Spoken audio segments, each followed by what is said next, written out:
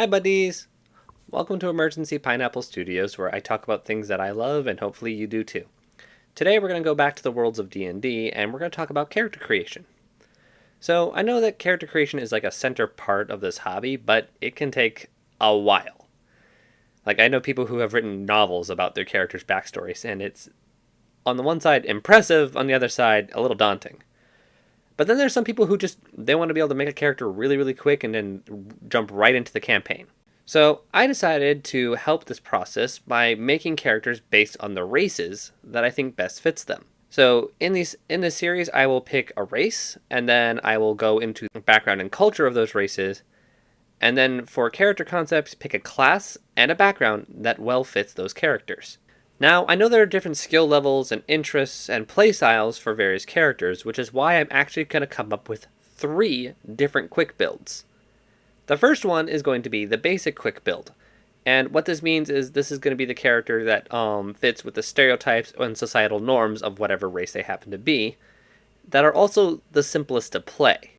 The next ones are going to be the intermediate ones. This one will still hold on to certain stereotypes or social norms of whatever race they have to be playing, but also are a little more complex in either the story or the actual class or background that they play to give it a little more flair and a little more interest. So basically the skill level will be a little higher, or the story itself will be a little more abnormal. Finally, there's going to be the expert level of quick build, where I help design a character that is a oddity for whatever race I happen to be picking at the time. These characters will have a background or a class that is not normally associated with the race that they are playing. Not only will this make for some fairly interesting characters, but it also will make for some unique story aspects. A few more housekeeping things before we get started. First of all, I am going to use the new 2024 Player's Handbook. However, I am going to make some recommendations from 5th edition as well, as I see fit. Second, I will be prioritizing creativity and storytelling over game mechanics and brokenness. Yeah, anyone can make a broken character, but I care more about interesting character concepts than not so interesting character concepts. With that all out of the way, let's get started with the first race I'm going to do for the series, and that are the elves. Elves in Dungeons & Dragons are creatures of both the material realm and the Feywild, meaning that they have some relation to other Fey creatures such as fairies and unicorns. They are normally described as useful and live for either forever or for a very long period of time, including anywhere from 750 to 2,000 years, depending on what world you happen to live on. Sometimes they are considered immortal, however, they are able to be killed, so they're not totally immortal. Another basic for their physical description is the fact that they have pointed ears and no body hair. That means nothing on their face, nothing on their chest, or anywhere. That's actually kind of creepy to think about. We're moving on now. The basic culture of all elves is that they are very arrogant, but also very curious. The specifics of the culture, however, are actually dependent on their subraces. Simply because of which group of elves you run into will determine what kind of culture they have. D&D specifically has 3 core ones, that being the High Elves, the Wood Elves, and the Drow. High Elves have a noble sense of propriety, law, religion, and magic. If I had to compare the High Elves to anything, they are the Victorian Brits. They are very polite, but they also tend to look down on anyone who's not a High Elf. Now, this isn't to say that they're bad, they're just kind of conceited and, racist. However, High Elves do in fact have a strong sense of justice and law. They consider themselves higher beings and tend to hold themselves as such. Wood Elves, on the other hand, find themselves living in primeval woods and enjoy the aspects of being in commune with nature. Where the High Elves are addicted to arcane magic, Wood Elves have a strong connection with nature and have a more rustic feel about them.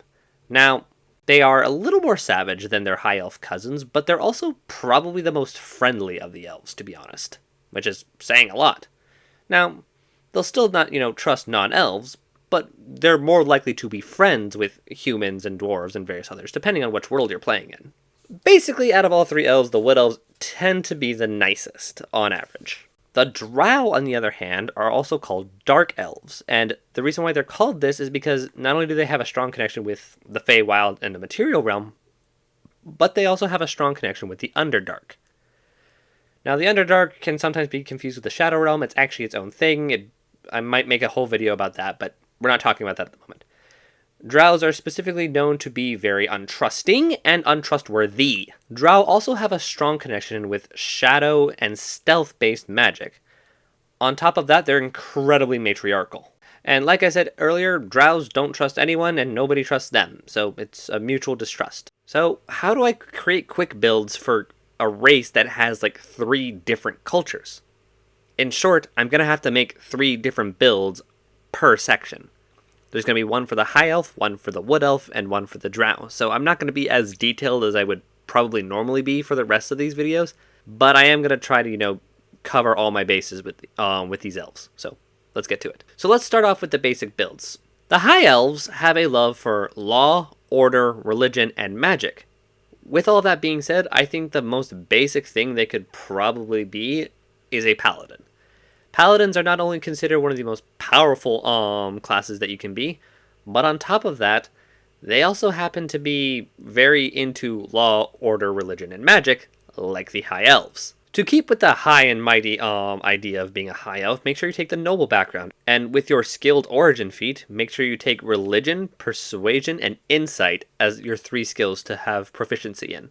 Not only will this make you completely fit into High Elf society, you're probably about a dime a dozen at that point. For the Wood Elf, I would actually end up selecting Ranger. Rangers have a nice balance of being warriors, but at the same time having a strong connection with nature. Rangers are usually described as a combination of druid and fighter to begin with, and this is probably the most basic thing a Wood Elf is. You want proof of this? The most famous Wood Elf Ranger is Legolas Thranduilian from Lord of the Rings. If you don't know who that is, educate yourself. For the background of this, I would select Guide. Guide seems to have a nice balance of understanding civilization, while at the same time being completely comfortable surrounded in the serenity of nature. When you select Guide as your background, you will get the origin feat of Magic Initiate Druid. This will give you a cantrip into that, and I would select Druidcraft because it's one of the most powerful cantrips to have. Side note, if you're using the 2014 book, instead of having the Guide background, select the Outlander because it's the one that fits the best. For the Drow basic build, due to the fact that they don't trust anyone and nobody trusts them, I would go with the Rogue. Because guess what? Nobody trusts a rogue, and rogues don't trust anybody else, other than other rogues. On top of that, rogues would be able to use the Drow's need for stealth and darkness, and just run with it. Like, one of the most powerful things about Drow is the fact that they have, highly trained assassins, which is one of the rogue subclasses. For background, I would go with Wayfarer, not just for the lucky feat, but because the Drow outside of their own cities would probably feel most comfortable around the scum of the earth, because those are probably the only people who are willing to be around them on a typical day-to-day basis. Again, another side note, if you're still using the 2014 book, instead of Wayfarer, you'll be using Urchin. Now we're going to move on to the intermediate builds. For the High Elves, since they have a strong connection with magic and academic learning, and, feeling superior to others, I actually think that the best intermediate class would actually be Wizard. Wizards get their magic via studying the arcane and learning to bend it to their will, and the High Elves have a strong respect and desire to do this. They have a strong connection to the arcane themselves. For the background, I would select Sage, because the Sage has a desire for more learning and studying the arcane, the same way the Wizards and the High Elves do as well. And so it would make for a very delicious blend of, just pure character concept. For those of you wondering what makes this more difficult than the basic build I mentioned earlier, is because Wizards are harder to play overall. And on top of that, what makes it an intermediate play is the fact of playing an intellectual superior in a group setting. It's easy to portray a character who is arrogant and thinks they know everything, but doesn't. Now imagine trying to play a character who thinks they know everything, and actually probably does. Wizards themselves are already harder to play than paladins, and not only does this make it intermediate on the skill level, it also makes it intermediate on the story and roleplay level. For the intermediate build of the Wood Elf, I actually would say selecting Druid.